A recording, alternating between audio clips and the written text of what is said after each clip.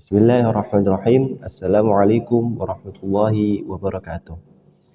Alhamdulillahi rabbil arbab wa musabbibul asbab wa khaliqu khalqihi min turab. Ghafirid dzambi wa qabilit taubi syadidil iqab. Amma ba'du. Pembahasan secara spesifik terhadap permasalahan jadal dalam kajian ulumul Quran mengindikasikan seberapa pentingnya persoalan ini menurut para ulama. Pada kenyataannya, jadal memang selalu dikaji karena pada dasarnya sifat manusia yang selalu cenderung tertarik pada perdebatan.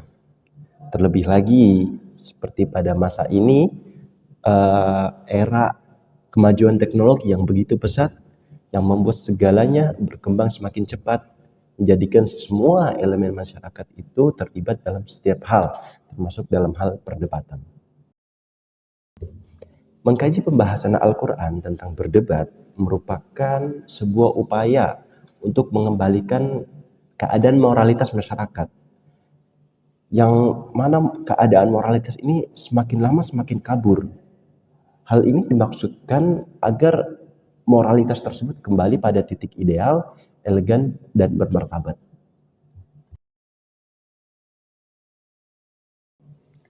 Definisi jadal.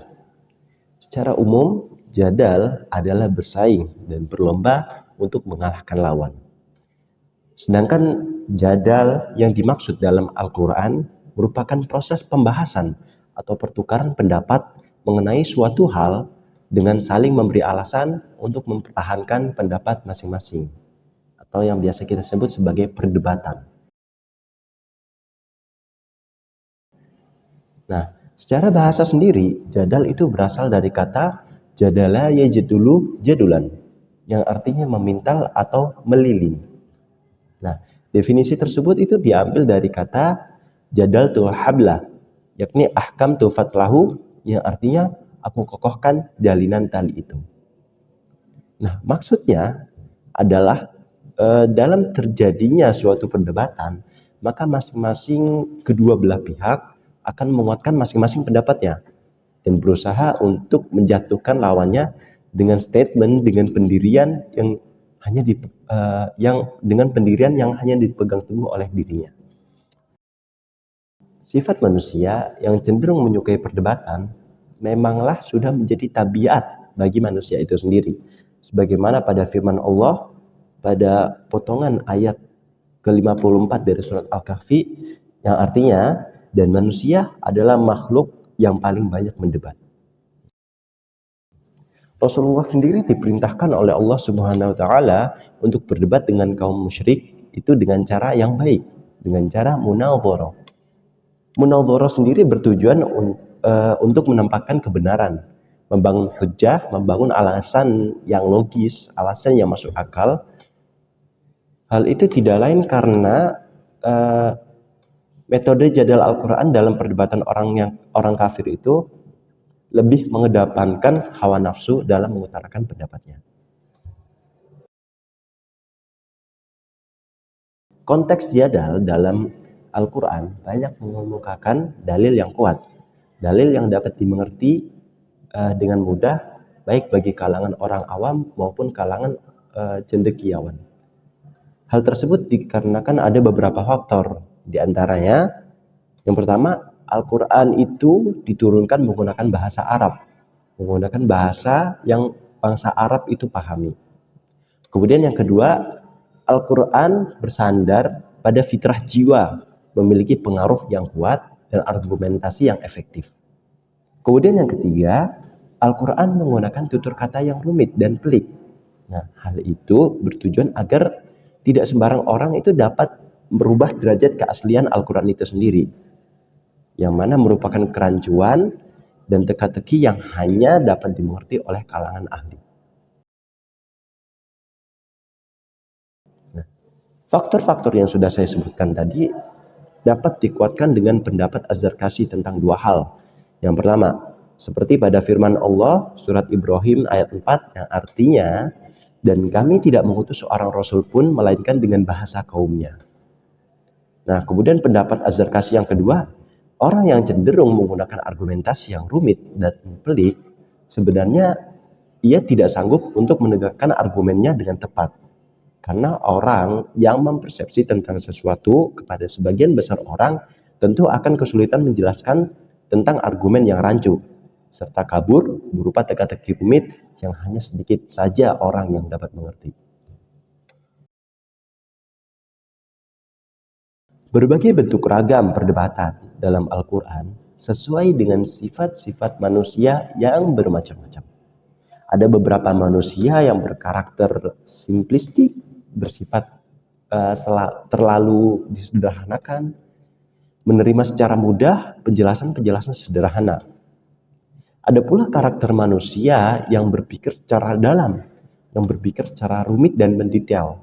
Serta ada pula manusia sombong yang tetap mengingkari meskipun argumentasi yang disampaikan menurut dia itu benar. Manusia juga selalu memiliki pertanyaan terhadap apapun dan siapapun. Lawan debatnya pun bisa orang lain dan bisa juga dirinya sendiri. Kondisi dan posisi lawan pun juga berbagai macam, bisa jadi lebih rendah, sama, atau di atasnya. Menurut Syekh Manda Al-Qattan dalam bukunya Mabahith fi Ulumil Quran, beliau menyebutkan pembagian argumentasi dalam dua bentuk. Yang pertama, penyebutan alam semesta untuk memperkuat dalil-dalil yang mengarah kepada akidah yang benar dalam kepercayaan, iman kepada Allah Subhanahu wa taala, malaikat-malaikatnya, kitab-kitab sucinya, rasul-rasulnya dan hari akhir. Dan kedua, membantah pendapat para penentang dan lawan serta mematahkan argumentasi lawan. Dalam buku pengantar studi ilmu Al-Quran sendiri disebutkan bahwa perdebatan itu memiliki beberapa bentuk. Di antaranya, yang pertama, mengajukan pertanyaan tentang hal-hal yang telah diakui dan diterima baik oleh akal, agar ia mengakui apa yang tadinya ia ingkari. Nah, hal ini berlaku dalam penggunaan dalil dengan makhluk untuk menetapkan keadaan sang kholik, keadaan sang pencipta. Kemudian yang kedua, menggunakan argumentasi yang berkaitan dengan asal mula kejadian dan hari kebangkitan. Seperti pada surat Qaf ayat 15. Kemudian yang ketiga, membatalkan pendapat lawan dengan membuktikan kebalikannya. Yang keempat, menggunakan teori as-sabr wa taqsim, yakni mengoleksi beberapa sifat tertentu, kemudian menjelaskan bahwa sifat-sifat tersebut bukanlah illat, sesuatu yang sudah jelas dan dapat dinalar dengan akal sehat. Kemudian yang terakhir, memetahkan hujjah lawannya dengan menjelaskan bahwa asumsinya itu tidak diakui oleh seorang pun. Jadal atau perdebatan menjadi fitrah manusia yang mempunyai sifat yang sangat ingin tahu. Oleh karena itulah manusia itu selalu suka untuk bertanya-tanya. Jadal yang baik adalah jadal perdebatan yang mengedepankan dasar kebenaran dan menegakkannya serta menggunakan cara yang baik dan dengan hujjah yang kuat dan efektif. Sedangkan jadal yang buruk adalah perdebatan yang mengutamakan dasar hawa nafsu dan menggunakan cara yang batil, menggunakan cara yang buruk. Al-Quran sendiri selalu menunjukkan kesempurnaannya dalam segala hal, termasuk dalam cara mendebat. Nah, di mana yang digunakan adalah cara-cara yang mudah dan efektif, yang dapat dipahami pikiran manusia tanpa berbelit-belit. Akan tetapi, Al-Quran juga mendebat dengan gaya yang mirip digunakan oleh ahli kalam, yaitu dengan cara mengajak berpikir lebih dalam, menggunakan potensi penalaran, pemikiran, perenungan yang berbagai macam tingkatannya. Di samping itu, Al-Quran juga memberi contoh dan hikmah akan cara berkomunikasi yang benar antar sesama manusia yang berbagai macam keadaan sosialnya, jiwa, serta akal dalam suatu perdebatan.